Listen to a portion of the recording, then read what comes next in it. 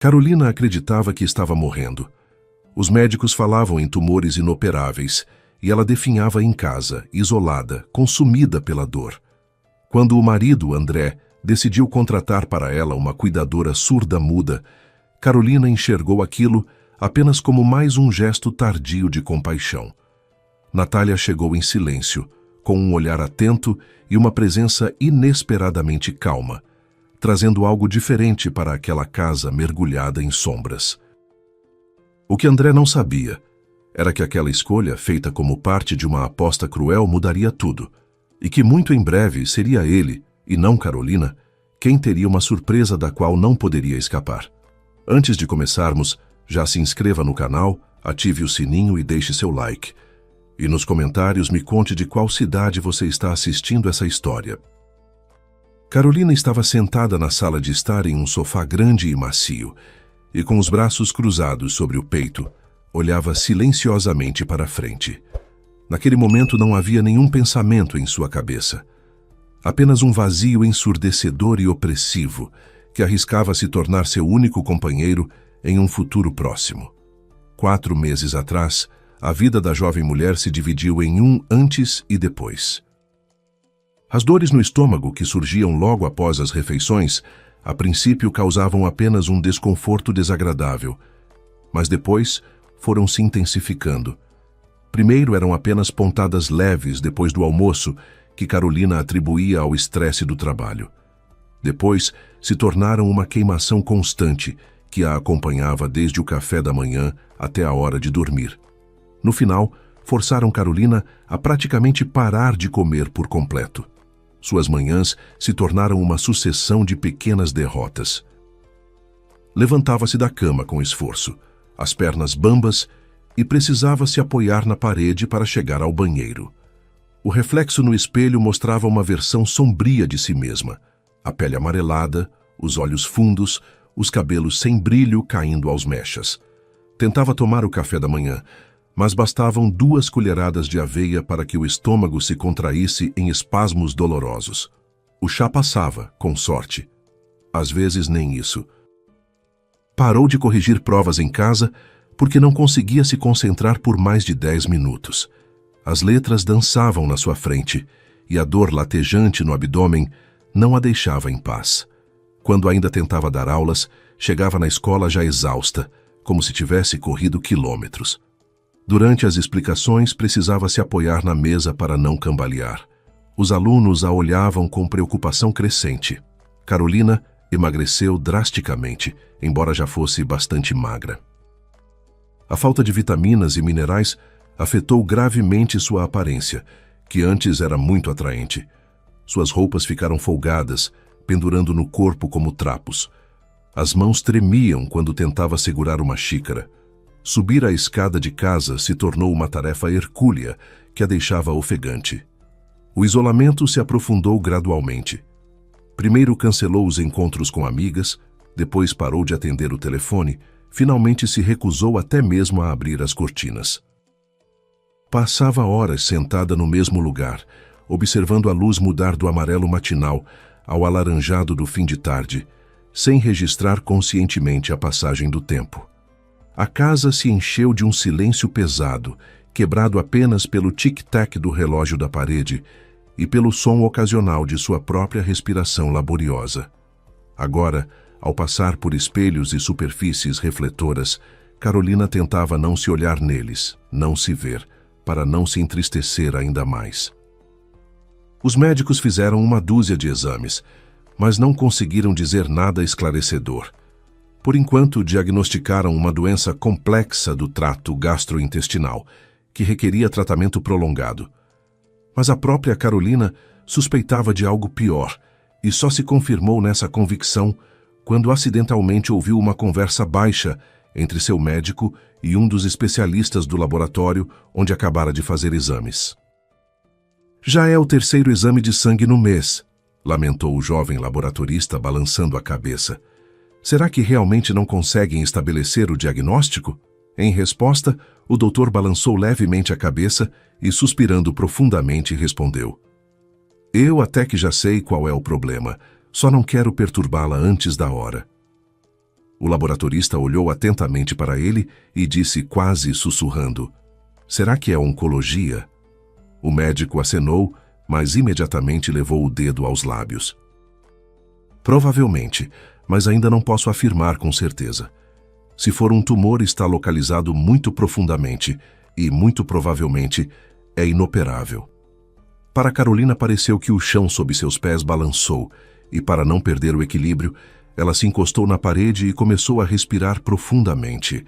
Tumor possivelmente inoperável. As palavras ecoavam em sua consciência, fazendo seu coração bater mais rápido. Indignação, medo, impotência. Tudo isso passava como um turbilhão em sua alma, deixando depois apenas um vazio cruel e frio. Como isso era possível? Ela tinha apenas 32 anos. Não podia morrer, principalmente de algo assim. Carolina sempre cuidou da saúde, evitando álcool e cigarros. Fazia academia 3 vezes por semana, ia à piscina e ao yoga. Trabalhava como professora de português e literatura na escola e para seus alunos sempre foi um exemplo a seguir. Bonita, com senso de humor, compreensiva. Carolina se recusava a se acreditar que a doença tiraria tudo dela. Isso era cruel demais e absolutamente sem sentido. "Doutor, o senhor pode me dizer honestamente quanto tempo me resta?" perguntou ela um pouco depois ao seu médico, olhando diretamente em seus olhos. "O quê? De onde vêm essas perguntas?" disse ele, mas logo se interrompeu e, baixando os olhos, pronunciou: "Carolina, acho cedo demais para tirar conclusões definitivas." Sim, os sintomas e processos reativos são muito similares aos que acontecem na oncologia. Mas, de qualquer forma, mesmo que o diagnóstico se confirme, você tem à disposição todos os recursos da nossa clínica. Temos uma ótima ala, excelentes protocolos e uma equipe cuidadosa. Enquanto o doutor falava, ela balançava a cabeça desesperadamente e lágrimas de desespero escorriam por suas bochechas. Não quero nenhum hospital. Não pretendo passar o resto da minha vida entre 4 paredes, cheia de tubos e sem cabelo. Se posso tomar alguns medicamentos sob sua supervisão, tudo bem. Mas vou me tratar apenas em casa, não aqui." O médico passou 1 hora inteira tentando convencê-la da necessidade do tratamento hospitalar. No entanto, a paciente estava determinada. Carolina cobriu o rosto com as mãos e chorou amargamente.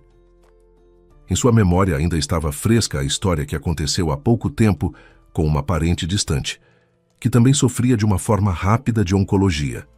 Ao contrário dela, Vitória, prima em 3º grau, estava muito positiva e concordou em fazer quimioterapia e tudo o que o médico dissesse. Mas nem as infusões breves nem os procedimentos exaustivos ajudaram. Ela morreu aos 28 anos. No final, o doutor prescreveu para Carolina uma série de medicamentos para aliviar dores e espasmos, após o que a liberou relutantemente para casa. Mas antes de se despedir, lembrou que o diagnóstico ainda não era preciso. Ela apenas acenou e se apressou em sair.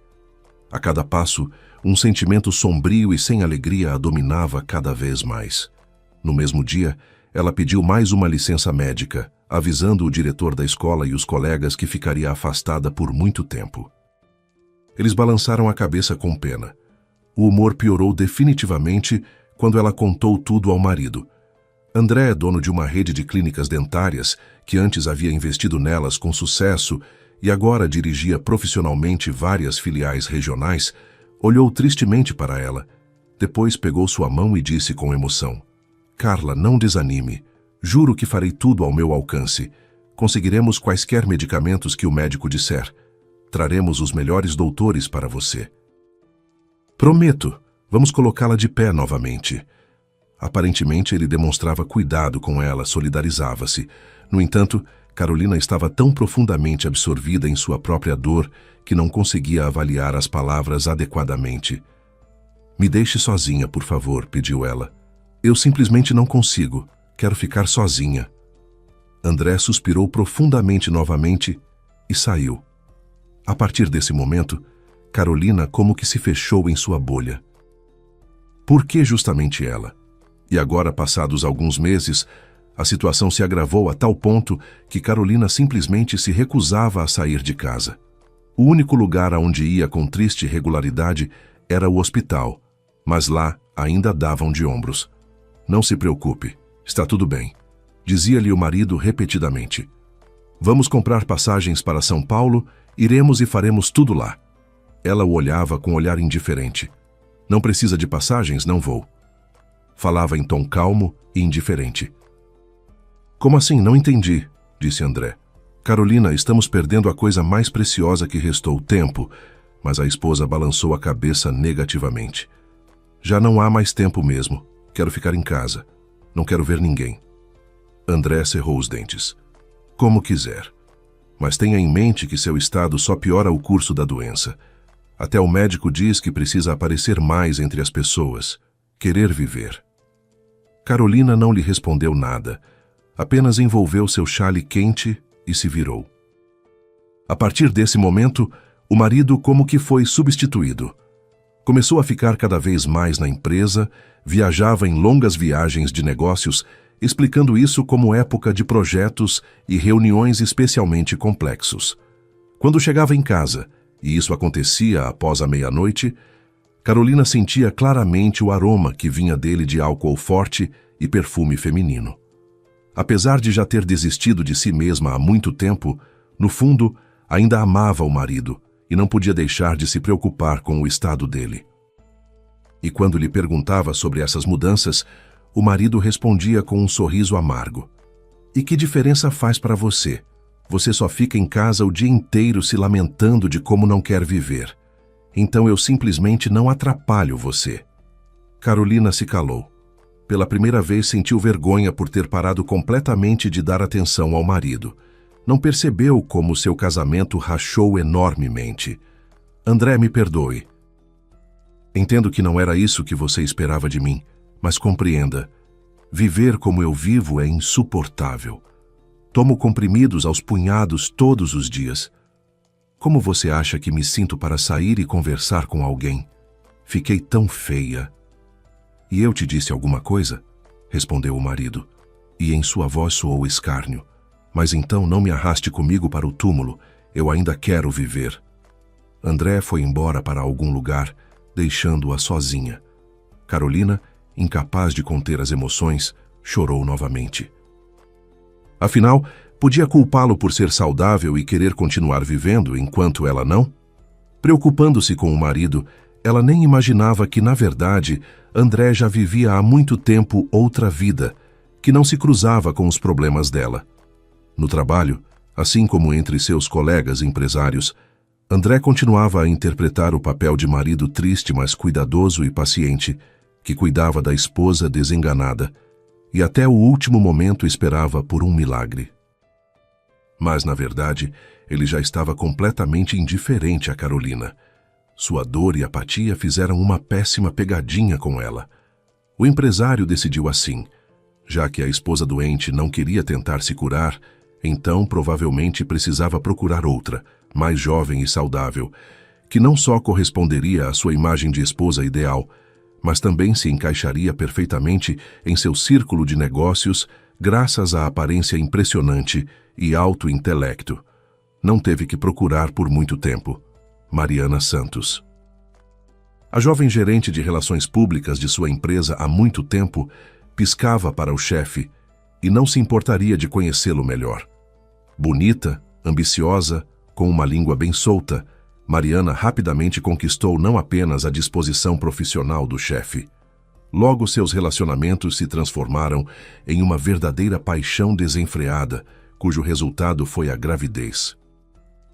O prazo ainda era bem pequeno, apenas alguns meses, mas a garota já fazia grandes planos para uma vida conjunta e, obrigatoriamente, oficialmente registrada com André.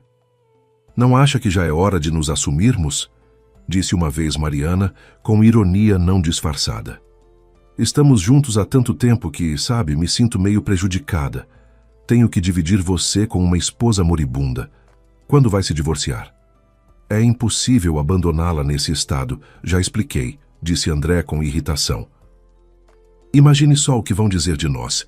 Os parceiros, aliás, já desconfiam que nos liga mais que o trabalho. Ele se inclinou para a amante, beijou-a carinhosamente e acrescentou em tom confiante: acho que logo tudo se resolverá por si só. No estado que Carolina está, as pessoas se consomem rapidamente. Mariana olhou com esperança. Você bolou alguma coisa? Ainda não, mas estou trabalhando nisso, assegurou o empresário e sorriu maliciosamente. Alguns dias depois, André celebrava com seus amigos e também parceiros de negócios uma transação especialmente bem-sucedida. Era em um clube de charutos de elite, onde só entravam clientes muito importantes. Sentado em um nicho especial, cercado por uma cortina de veludo, André relaxou tanto que se permitiu abrir o jogo tanto sobre Mariana quanto sobre Carolina, que com sua própria existência começou a complicar seriamente sua vida. Um dos amigos, dono de uma rede de concessionárias, disse: bem, meu caro, sua situação é sem saída. Ou ficar esperando e escondendo Mariana, ou o quê? André o olhou avidamente. Ou se divorciar dela agora, ou se preparar para processos, e certamente os jornalistas vão se reunir como corvos. E vai manchar sua imagem bastante, concluiu o segundo amigo empresário. André pensou. Nenhuma nem outra opção o satisfazia, mas inesperadamente em sua cabeça passou uma série de eventos que podia mudar tudo. Era possível se livrar da esposa enjoada e, ao mesmo tempo, não sofrer nem financeira nem reputacionalmente. Como isso seria possível? Perguntou o primeiro amigo. Isso é problema meu, mas no final eu conseguiria uma nova vida com Mariana e uma reputação limpa. O segundo empresário arqueou a sobrancelha interrogativamente. Bem, senhores, já que a conversa chegou a esse ponto, proponho uma aposta. O dono das concessionárias sorriu levemente. E qual seria? Se André conseguir fazer tudo isso, digamos, em 1 mês e meio, cada um coloca $500 mil na mesa para ele. Mas há uma condição. Ele não pode sujar as mãos para que ninguém tenha dúvidas. O segundo empresário, que formulou o princípio da aposta, acrescentou, olhando para André com olhos brilhando de empolgação: e se não conseguir, lavamos as mãos. Ninguém deve saber que apostamos nisso. E nos lábios do homem apareceu um sorriso astuto. Em caso de derrota, você, André, deve a cada um de nós 5% das ações de sua empresa como substituição equivalente ao dinheiro. Combinado? Nos olhos de André, confiante na perfeição de seu plano, acendeu a mesma fagulha ambiciosa. Fechado! Exclamou excitadamente, e os homens selaram a aposta com um aperto de mãos clássico. Pelo menos conte por alto o que pretende fazer, pediu o dono das concessionárias. Temos que ter uma ideia do que assinamos. Chegou a vez de André enviar-lhes um olhar misterioso. Sim, tenho uma ideia, começou. Vou contratar uma cuidadora que vai acabar com ela moralmente. Carolina já se transformou há muito tempo em uma histérica sem vontade própria, então não será difícil, e quanto pior ela se sentir, mais rápido a doença fará seu trabalho negro. Obviamente, tudo será gravado, para que possam observar a pureza do experimento em tempo real. Os amigos acenaram aprovando com as cabeças. Então preparem 1 milhão, sorriu André sinistamente. No dia seguinte, ele começou a colocar seu plano em prática. Entendendo que precisava de uma pessoa completamente especial como cuidadora, o empresário decidiu seguir um caminho não convencional, contratar alguém com deficiências de desenvolvimento. Foi assim que, alguns dias depois, Natália apareceu em seu escritório. A jovem tinha acabado de chegar de uma cidadezinha no interior do estado, onde primeiro foi criada em um internato para crianças cegas e surdas mudas, e depois trabalhou lá como faxineira. Não tinha diploma confirmando sua qualificação. No entanto, para André isso não importava. Natália não ouvia e não podia falar no sentido habitual, mas dominava perfeitamente a linguagem de sinais e sabia fazer leitura labial. Além disso, sempre sentia os outros muito sutilmente. Por isso bastou ela ver seu futuro empregador para que Natália entendesse que ele estava escondendo algo. André, vendo no umbral de seu escritório a frágil garota surda-muda, com enormes olhos assustados, imediatamente entendeu que era isso que precisava. O cálculo era que a esposa, estando constantemente ao lado de tal deficiente, perdesse completamente qualquer desejo de viver e talvez até parasse de tomar os comprimidos que o médico prescreveu. E então a doença venceria. Mas André, por sua vez, cuidaria para que Carolina deixasse este mundo da forma mais indolor possível. Com esse objetivo, decidiu usar Mariana também em seu plano. Segundo sua ideia, a amante deveria se infiltrar em casa sob o disfarce de nova empregada doméstica e aos poucos misturar na comida e bebida de Carolina sedativos especiais e bastante fortes. No final, a esposa deveria ter turvação completa da consciência. E quando ela se tornasse completamente incapacitada, André poderia, com o coração leve, interná-la em alguma clínica psiquiátrica particular. E ele, aos olhos do público, permaneceria no final como um viúvo inconsolável. "Mas isso é simplesmente genial", exclamou Mariana. "É claro que parece um pouco radical, mas parece que você vai ganhar em todas as frentes. Só lembre-se, nesta pequena representação, você é que faz o papel principal", advertiu André. "Natália será oficialmente apenas cuidadora. Ela simplesmente, como um negativo, contribuirá para a depressão da psique e você garantirá a decomposição física. Vou passar os medicamentos amanhã e, é claro, você precisa se controlar. Carolina não deve desconfiar do que há entre nós." Mariana acenou concordando e se abriu em um sorriso satisfeito. Só de pensar, apenas 1 mês e meio e não teriam mais que se esconder. Seguindo as condições da aposta, André, antes da chegada de Natália, instalou câmeras escondidas pela casa para periodicamente apresentar relatórios aos amigos sobre o tratamento da esposa. O cinismo da situação não o incomodava absolutamente. A jovem empregada doméstica não despertava em Carolina nenhum sentimento além de gratidão. Mariana vinha 2 vezes por dia e se ocupava principalmente de cozinhar e limpeza leve. De qualquer forma, a amante se esforçava muito para parecer que estava limpando o pó e encerrando o piso do hall até brilhar, embora seu objetivo principal fosse se aproximar da comida o mais discretamente possível. Natália chegou à casa no dia seguinte. A garota examinou atentamente a situação na casa e concluiu que na vida de Carolina faltavam catastroficamente emoções positivas e impressões vivas. A própria Carolina ficou bastante surpresa com a ajudante, que só podia se comunicar com ela através de bilhetes. Ela não conhecia a linguagem de sinais, por isso entendia apenas os mais simples depois de algum tempo. Aliás, Natália sentia perfeitamente o que a patroa lhe dizia, por isso conseguiu encontrar rapidamente uma linguagem comum com ela. Os primeiros dias passaram em um silêncio estranho e quase respeitoso. Natália se movia pela casa como uma sombra cuidadosa, observando a rotina melancólica de Carolina.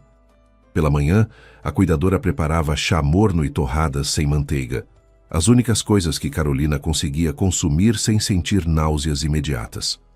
Deixava a bandeja na mesinha ao lado do sofá, onde Carolina passava a maior parte do dia, e depois se afastava discretamente. Carolina comia pouco, mastigando devagar cada pedaço, como se cada movimento fosse um esforço monumental. Natália notou como suas mãos tremiam levemente ao segurar a xícara, como ela precisava fazer pausas entre as mordidas para respirar fundo e controlar a dor. Quando Carolina terminava, sempre deixando metade no prato, Natália recolhia tudo sem fazer ruído, seus passos abafados pelo tapete da sala. Durante as tardes longas e vazias, estabeleceu-se entre elas uma espécie de dança silenciosa.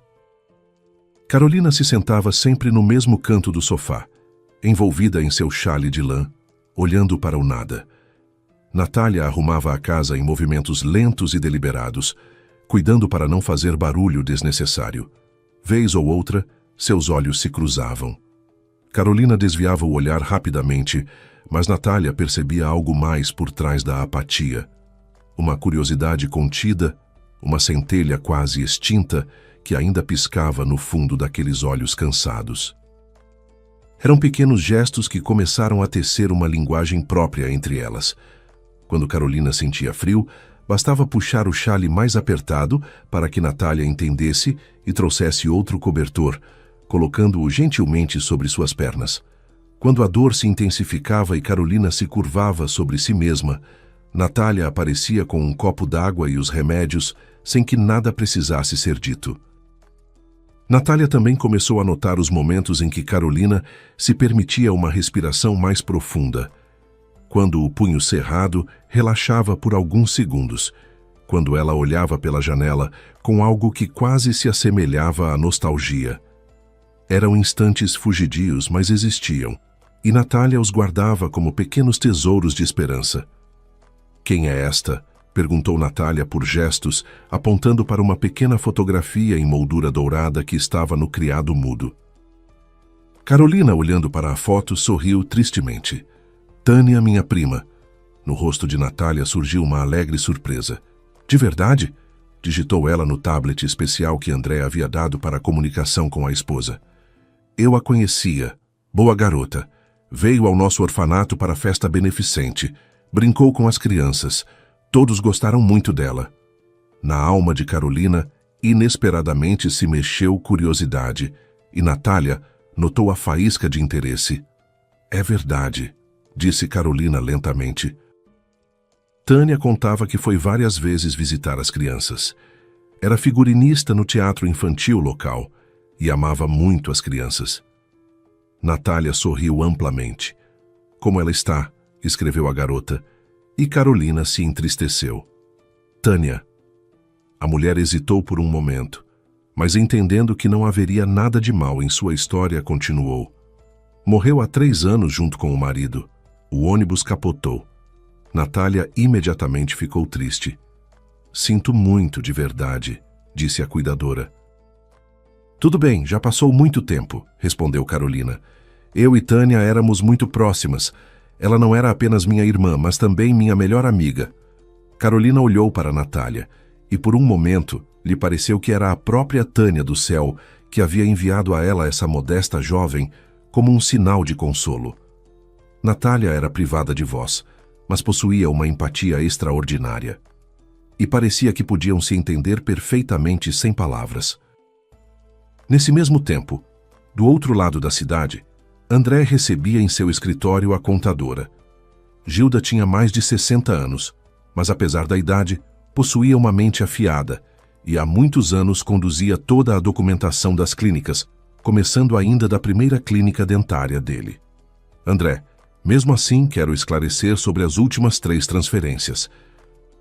Sei que o senhor pediu para não me preocupar com nada, mas o que a Receita Federal vai dizer? As somas que o senhor transfere para aquela clínica suíça são muito altas para serem consideradas simples contribuições de patrocínio. Os fiscais podem se interessar por isso a qualquer momento, e então começarão verificações sérias."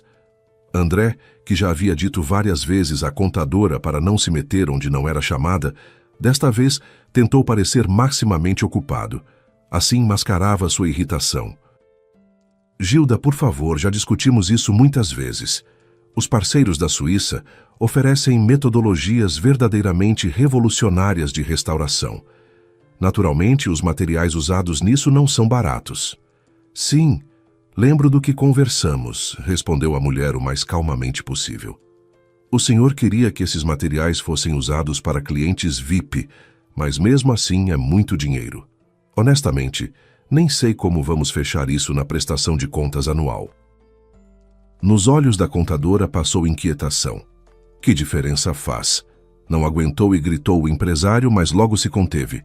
"Desculpe, mas você não me deixa escolha. Seu trabalho é simplesmente dissolver essas despesas dentro de outra prestação de contas. Com o resto eu me viro." A expressão do rosto de Gilda ficou fria e distante.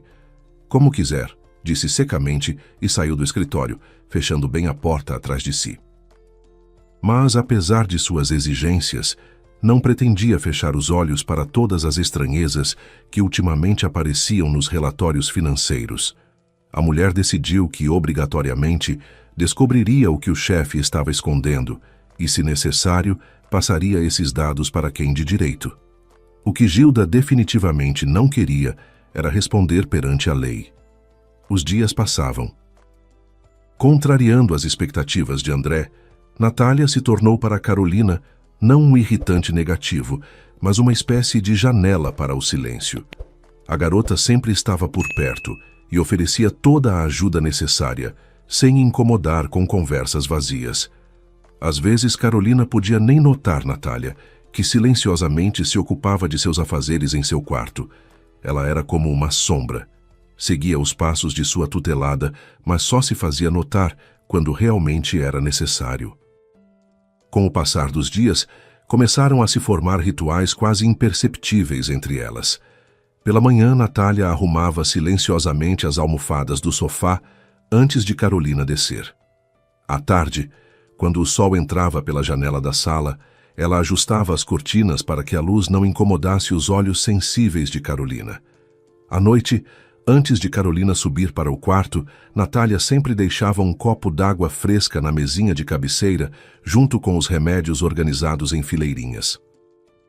Carolina começou a perceber esses pequenos cuidados. A princípio, com irritação, não queria ser tratada como inválida, mas aos poucos foi notando que Natália nunca a fazia se sentir frágil ou incapaz. Seus gestos eram naturais, como se cuidar de alguém fosse simplesmente parte de quem ela era, não uma obrigação piedosa. Houve uma tarde em que Carolina tentou levantar para pegar um livro na estante e sentiu uma tontura violenta. Natália apareceu instantaneamente ao seu lado, não para impedi-la de levantar, mas oferecendo discretamente o braço como apoio. Quando Carolina conseguiu pegar o livro, Natália se afastou sem alarde, voltando para sua tarefa de dobrar roupas como se nada tivesse acontecido. Foi nesse momento que Carolina realmente olhou para a cuidadora. Natália trabalhava com uma concentração quase meditativa, seus movimentos precisos e econômicos. Havia algo de sereno nela que Carolina não conseguia decifrar. Não era a serenidade de quem desistiu da vida, mas de quem encontrou uma forma particular de habitá-la. Certa vez, Natália voltou da loja e colocou diante de Carolina um pacote bonito com o emblema de uma popular loja de artigos para a criatividade. "O que é isto?" perguntou Carolina, que estava de péssimo humor naquele dia. A garota apenas gesticulou, propondo: "Abra." Carolina pensou um pouco e, relutantemente, desamarrou a fita. "Álbum para desenho?" disse ela lentamente, tirando o conteúdo. E um segundo depois acrescentou com surpresa não disfarçada: "Lápis coloridos. Natália, estamos na pré-escola ou o quê?" Natália viu como a patroa se agitou, rapidamente pegou o tablet e começou a digitar rápido. "É arte-terapia. Ouvi dizer que isso ajuda bem em tais estados. Tente." Carolina se inflamou e, com um grito indignado, empurrou o presente para longe. "Que absurdo é esse? Que emoções! Você está em seu juízo perfeito? Tire isso agora mesmo. Nada mais pode me ajudar." Carolina se levantou bruscamente, mas sentiu como a cabeça girou drasticamente. No final, desceu de volta para a cama. Naquele minuto, queria simplesmente ficar sozinha. "Vá embora. Por favor, vá embora." Natália entendeu que hoje nada daria certo. Por isso, guardou o presente de volta no pacote e cuidadosamente o colocou na penteadeira. Ela mesma saiu do quarto. Não estava zangada, entendendo como Carolina se sentia agora. E tarde da noite, quando todos na casa já dormiam, Carolina inesperadamente acordou e, com um movimento rápido, se sentou na cama. Havia sonhado com alguma mistura terrível de imagens nas quais se misturava o passado. Escola, alunos, marido. Depois, por algum motivo, viu no sonho uma igreja velha e, ao lado, um cemitério. "Não, não quero morrer", sussurrou ardentemente, jogando fora o cobertor abafado como uma mortalha. "Não quero morrer, não quero." O pânico rapidamente a dominava. Acendeu o abajur e, pegando o pacote, despejou todo o conteúdo na mesa e começou a desenhar algo caoticamente, sem pensar muito no que seria. E quando se deu conta, já alvorecia lá fora. Afastando-se do álbum, a mulher olhou para seus desenhos. Descobriu que havia usado todas as cores, mas a única coisa que não tocou foi o lápis preto. Ele estava ali solitário de lado. Carolina havia desenhado no papel sua casa em um dia ensolarado e brilhante, e no telhado estavam sentados 2 enormes pássaros coloridos. De onde veio tudo isso? Será que fui eu mesmo? Maravilhava-se Carolina, e depois, balançando a cabeça, olhou para seus dedos sujos de grafite colorido. Ah, Natália, você parece conseguir puxar uma pessoa até da beira do túmulo. Balançou a cabeça Carolina e sorriu levemente. Durante o desenho, como se uma parte fechada dela tivesse se libertado. E pela primeira vez em muito tempo, o mundo parecia não tão terrível. Me ensine sua linguagem, pediu Carolina à cuidadora no dia seguinte. Quero me comunicar com você não apenas através de bilhetes. Natália se surpreendeu, mas também se alegrou com tal pedido. Com prazer concordou. No início, o aprendizado era difícil. Da constante tristeza e fixação em sua própria dor, Carolina por muito tempo não conseguia se concentrar. Mas Natália se distinguia por uma paciência especial. Literalmente migalha por migalha, Carolina juntava dentro de si não apenas sua própria personalidade, mas despertava em si o desejo de viver novamente. Ela de repente se lembrou de como era esperta e inteligente antes, e como seus alunos ficavam alegres quando ela mesma facilmente e alegremente lhes ensinava algo. As lições começavam sempre na parte da tarde, quando a luz ficava mais suave e Carolina se sentia um pouco melhor. Sentavam-se frente a frente na mesa da sala, e Natália mostrava os gestos básicos com paciência infinita. Casa, água, obrigada. Palavras simples que Carolina repetia com as mãos trêmulas, concentrando-se intensamente para lembrar de cada movimento. Natália percebia quando Carolina estava chegando ao limite de sua resistência. Suas mãos ficavam mais rígidas, o rosto se contraía de dor, e ela começava a fazer os gestos de forma automática, sem realmente estar presente. Nesses momentos, Natália gentilmente sinalizava para pararem, e Carolina, constrangida, murmurava desculpas. Mas havia dias melhores, dias em que Carolina conseguia manter a concentração por mais tempo, quando seus dedos se moviam com mais fluidez, quando um sorriso fugaz aparecia em seu rosto ao conseguir formar uma frase completa com as mãos.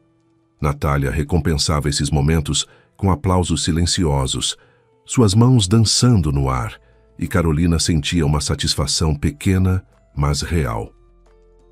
Uma das tarefas de controle para Carolina foi ler pelos gestos de Natália sua história sobre si mesma. A mulher seguiu atentamente as mãos da cuidadora e, no final, começou a responder devagar, para que Natália pudesse ler tudo pelos lábios. Então, você cresceu no orfanato porque seus pais renunciaram a você ao saberem que você era assim. Carolina balançou a cabeça com pena. Ela não aprovava tal ação, embora entendesse que para Natália isso já era apenas parte de seu passado muito distante. Depois, aos 5 anos, os educadores começaram a notar que você desenha bem.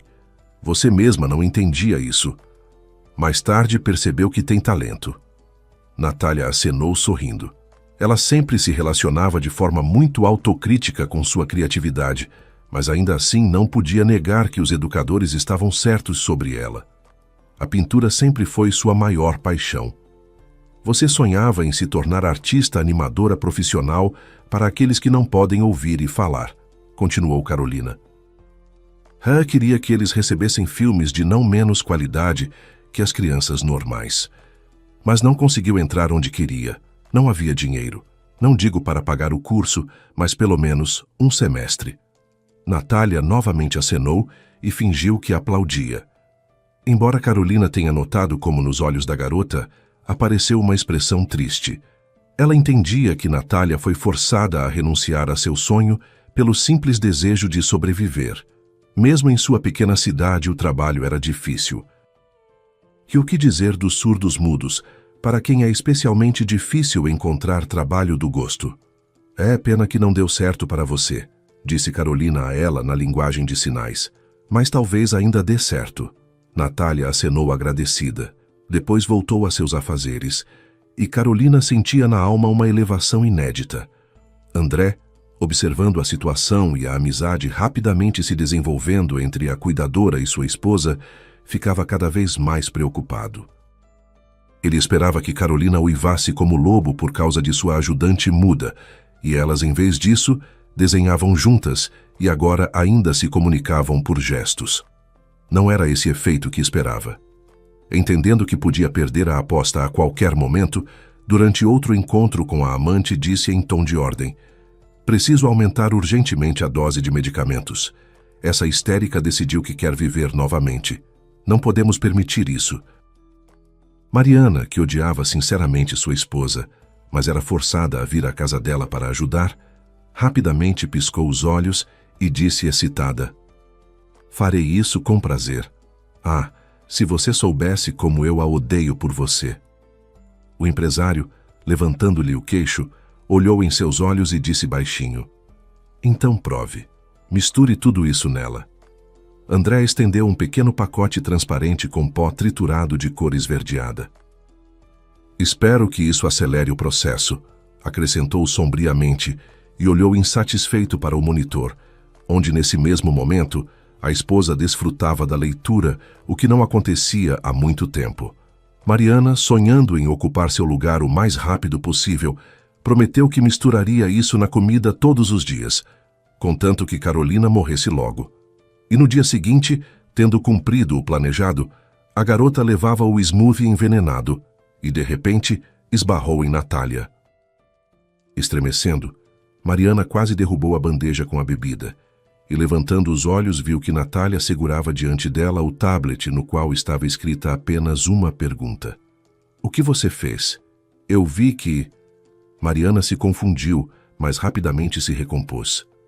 "Nada, sua idiota, me deixe em paz. Não vê que vou para a patroa?" Ela tentou passar, mas a cuidadora muda bloqueou o caminho e novamente apontou para a bebida. Como se dissesse: "Não vai passar enquanto não disser a verdade."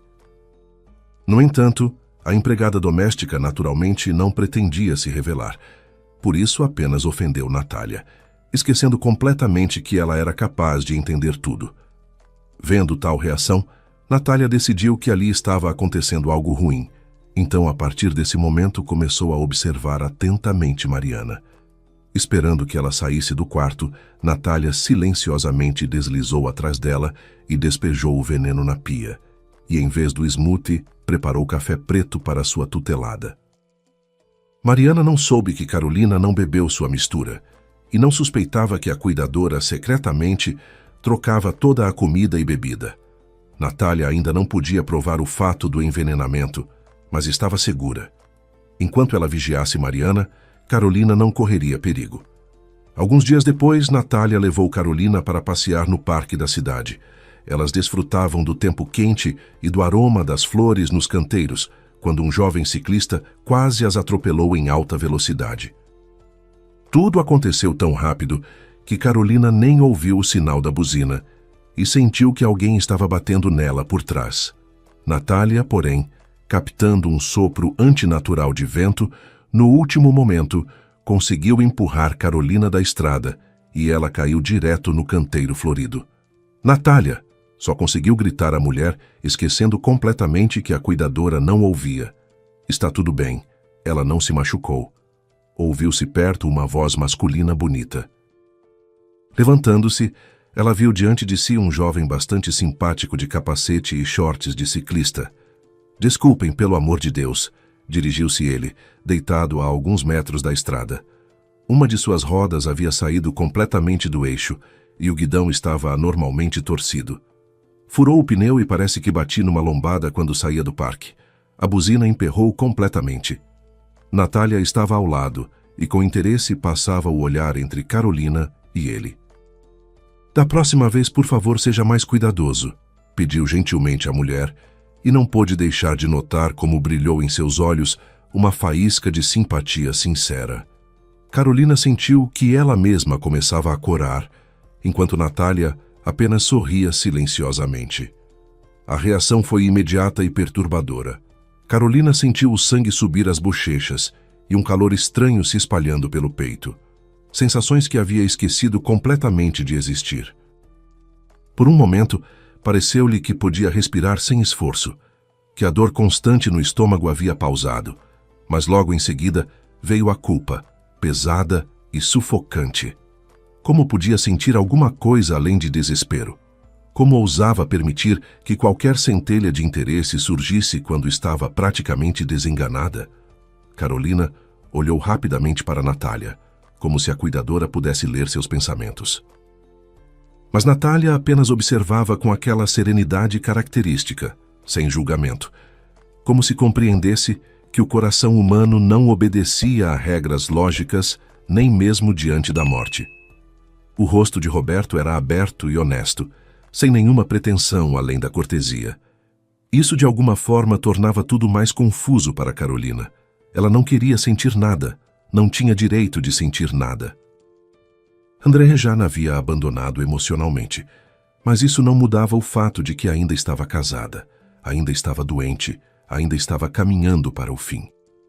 Carolina entendia que sua simpatia não podia estar certa, embora ela e André já fossem estranhos um para o outro há muito tempo, e o coração da própria Carolina só recentemente havia começado a bater novamente.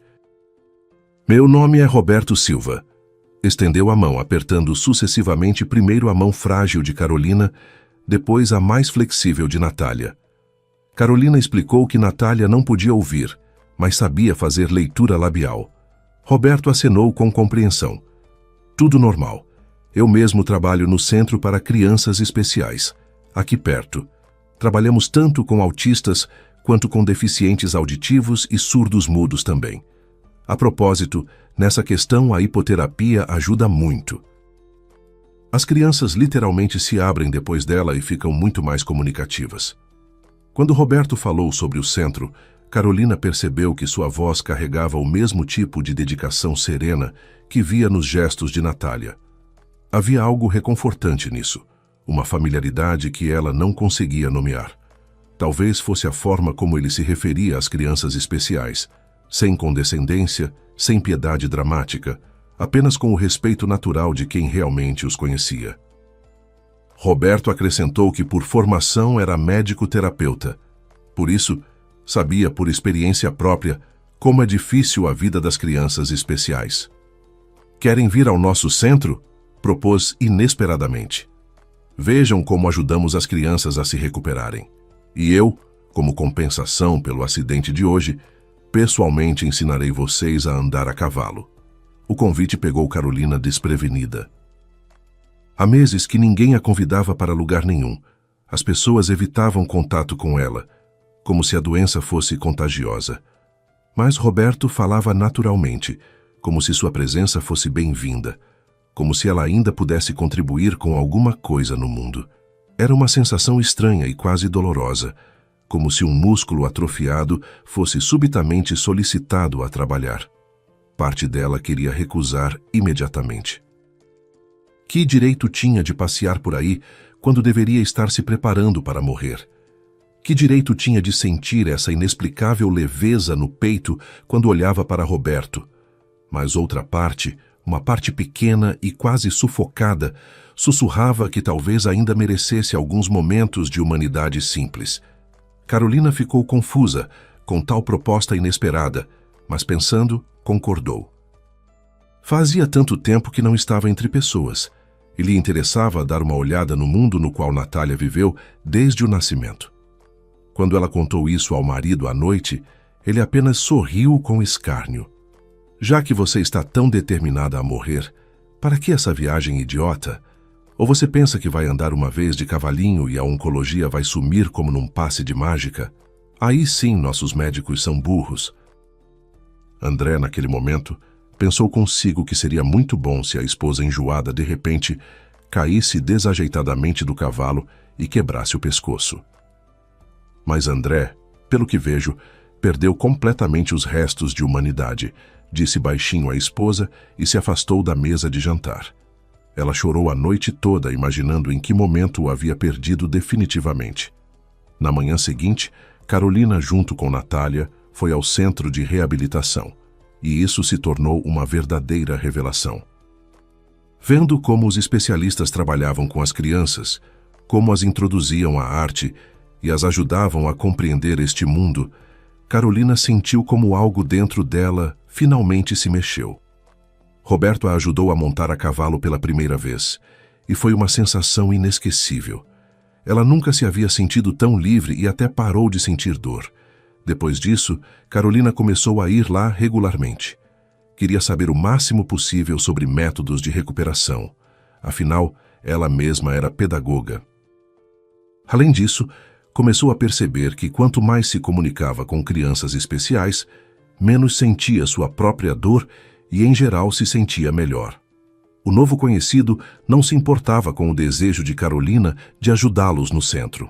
No entanto, para isso, era necessário passar por exame médico. Foi aí que ela foi forçada a confessar que sofria de uma forma complexa de oncologia. Roberto ficou sinceramente surpreso, mas aceitou essa notícia e depois até disse, tentando acalmá-la: "Mesmo assim, precisa fazer exames. Quem sabe, talvez algo tenha mudado em você durante esse tempo. A propósito, você disse que o tomógrafo quebrou. E você tem certeza de que eles já o consertaram?" Carolina pensou e decidiu fazer mesmo o exame médico. E quando foi ao médico que a acompanhava, ele imediatamente ficou vermelho como um caranguejo cozido. "Carolina, como assim? Não consigo falar com você ao telefone, já passou tanto tempo." Para seu olhar sem entender, o doutor explicou: "Chegaram os resultados de sua última pesquisa. Então, você não tem oncologia. Descobriu-se que era uma forma avançada de uma doença completamente diferente, que às vezes é confundida com tumor. Mas isso definitivamente tem cura, então você vai viver." Carolina ficou sentada sem conseguir pronunciar uma palavra. Parecia que ela, como Natália, havia perdido a capacidade de falar. Era tão chocante. "Eu vou viver", sussurrou baixinho. E naquele momento, involuntariamente, se lembrou de um caso que aconteceu com ela no centro. Um dos garotos autistas, Nicholas, depois de conversar com ela, colocou em sua mão uma pequena pedra redonda, depois rapidamente correu para o outro lado da sala. "E o que isso significa?" perguntou a Roberto, examinando com interesse o presente. "É assim que Nicholas costuma dizer obrigado", explicou o terapeuta. "Raramente dá suas pedras para alguém. Em geral, para isso é preciso que a pessoa tenha gostado muito dele." Roberto sorriu bondosamente, e ela, no mesmo minuto, sentiu um calor agradável por dentro. Não pensava que conseguiria conquistar a simpatia de uma criança assim, que entre os especialistas locais era considerada uma das mais difíceis. Talvez tenha sido um sinal, pensou Carolina, sentada no consultório médico e apertando no bolso aquela mesma pedrinha. "Talvez eu tenha encontrado minha vocação, por isso me curei." Carolina não sabia o que pensar. Enquanto isso, André estava sentado em seu escritório e assistia às gravações das câmeras escondidas. E em certo momento, empalideceu drasticamente, depois ampliou a imagem. "Então é isso", exclamou. "Por isso Carolina ultimamente está toda fluorescente, não parece nada com alguém que está morrendo." Nas câmeras estava claramente visível como a cuidadora secretamente trocava a comida e bebida.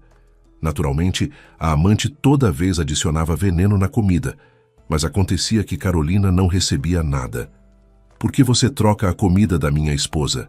gritou com o empresário, tendo chamado Natália a seu escritório no dia seguinte. "Alguém pediu isso para você ou você não confia no meu pessoal, sua burra?" André se lembrava perfeitamente que a cuidadora sabia fazer leitura labial e, consequentemente, entenderia perfeitamente todas as palavras ofensivas que ele dizia. O homem furioso apontava o dedo para ela e constantemente lembrava de sua deficiência, simultaneamente a ameaçando que bastava uma ligação sua para pessoas certas e ela seria expulsa dos limites da região. "Você está demitida, idiota", gritava o empresário. Era inexprimivelmente doloroso e desagradável para Natália toda a maldade que ele disse. Mas, por outro lado, se não fossem suas ações, quem sabe o que seria de Carolina agora?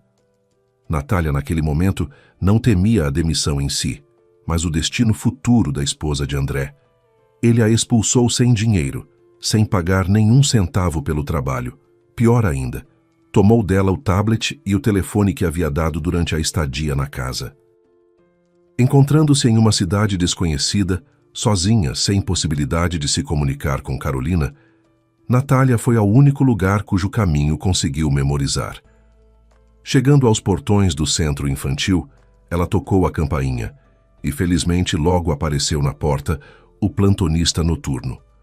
Ela pediu uma folha de papel, caneta e escreveu que precisava urgentemente de Roberto. Vendo seu estado, o voluntário deixou a garota entrar e deu chá quente. Depois, ligando para Roberto, explicou a situação. Ele imediatamente veio ao centro e, vendo Natália encharcada pela chuva, propôs que ela ficasse lá durante a noite. E quando perguntou o que aconteceu, a garota contou tudo, incluindo suas suspeitas. "Você quer dizer que esses dois querem se livrar de Carolina?" perguntou o médico com horror. Depois rapidamente começou a se aprontar para ir à mansão de André. "Mas não temos provas", escreveu Natália balançando a cabeça. "É preciso ter certeza de que eles realmente estão tramando algo, senão André nos fará mal. Ele é um homem muito perigoso." Pensando um pouco, Roberto concordou. Depois combinaram de ir à casa do empresário de manhã, quando André estivesse no trabalho. Carolina, nesse momento, deveria estar no hospital fazendo procedimentos, então ninguém poderia atrapalhar. Penetrando na mansão sem maiores problemas, Roberto e Natália começaram a procurar as câmeras escondidas. Natália entendia que, de outro modo, o dono não poderia saber sobre a troca da comida. E logo realmente foi descoberto um dispositivo miniatura na sala. Estava escondido em um urso de pelúcia velho. "Bem, vamos tentar nos conectar ao Wi-Fi da casa", disse Roberto, conectando a câmera a seu pequeno notebook. Tinha alguma experiência na área de TI, pois frequentemente tinha que trabalhar com computadores no centro de reabilitação. Roberto mesmo fazia pequenos reparos e também mudava programas. Quando conseguiu se conectar, rapidamente acessou o arquivo de gravações, não apenas desta câmera, mas de todas as outras. Começando a assisti-las, o terapeuta ficou chocado. Lá havia não apenas cenas de como Mariana substituía o remédio de Carolina, mas também gravações de um chamado grampo oculto que André levava consigo ao clube de charutos quando se encontrava com os amigos. E em uma gravação se ouvia claramente como os homens faziam a aposta. "Natália, parece que você estava certa", disse Roberto na linguagem de sinais, não acreditando em seus olhos e ouvidos. "Sim, se você não tivesse interferido, parece que eles teriam envenenado Carolina." O médico contou à cuidadora também sobre a aposta feita e depois chamou atenção para uma das câmeras do escritório de André. Lá eram visíveis documentos deixados na mesa. E aproximando a imagem, Roberto conseguiu ver recibos bastante estranhos de transferências monetárias para uma clínica suíça. As somas eram simplesmente astronômicas. Interessante, será que ele sabe que a clínica para onde transfere dinheiro há muito está na lista de organizações não confiáveis? Escreveu Roberto na tela de seu notebook. Elas já figuraram várias vezes em casos de lavagem de dinheiro. Mas será que ele não sabia disso? Roberto olhou para a cuidadora, mas ela apenas balançou a cabeça em resposta. "Dificilmente é simples coincidência", disse ela por gestos. E o terapeuta, sem hesitar nem um minuto, baixou todos os arquivos em seu notebook. Agora era preciso agir rapidamente. Quando Carolina voltou do hospital, Roberto e Natália contaram tudo e a convenceram a fazer exame de sangue para detectar substâncias venenosas. O médico disse que os medicamentos tinham efeito cumulativo, e isso significava que seus rastros ainda podiam estar no sangue. Carolina, embora bastante surpresa com o que ouviu, mesmo assim fez o exame. E quando os temores se confirmaram e o veneno foi encontrado no sangue, eles passaram todos os materiais para a polícia. André, entendendo pelas gravações que agora enfrentava a prisão, fugiu. Esperava conseguir usar o dinheiro que havia enviado para contas no exterior, lavando-o através daquela mesma clínica. Só que Gilda, sentindo que algo estava errado, conseguiu entregar antecipadamente um relatório preparado às autoridades. Na pressa, o empresário até esqueceu de sua amante, e Mariana ainda estava esperando um filho dele. E sabendo que ele a abandonou à própria sorte, a garota não ficou calada e confessou honestamente tudo na polícia. Mariana disse que supostamente todo esse tempo estava sob a influência de André, e não podia resistir a ele porque temia pelo bebê. A polícia conseguiu a tempo bloquear a estação, e André foi detido. Agora ele e sua amante enfrentavam prisão. Mariana parece teria que dar à luz na colônia, depois do que a criança provavelmente seria entregue a parentes para a criação. Carolina pediu divórcio e começou a viver uma vida normal, trabalhando no centro de reabilitação junto com Roberto, que 1 ano depois se tornou seu querido marido. Ela conseguiu completar plenamente o tratamento e novamente se sentia cheia de forças. O casal adotou aquele mesmo Nicolas, e o menino, apesar de suas particularidades, se sentia verdadeiramente necessário e feliz. Natália também encontrou sua felicidade dentro do centro. Conheceu Felipe. Ele também era surdo-mudo, mas fazia leitura labial perfeitamente. Formaram um casal maravilhoso. Natália começou a trabalhar no centro como artista decoradora. Junto com Felipe, esperavam um aumento em sua pequena família. O médico informou a Natália que teriam gêmeos. Obrigado por terem assistido até o fim. Se gostaram da história, peço que me apoiem com o botão joinha. Para vocês é um clique, mas para mim é muito importante. Obrigado antecipadamente.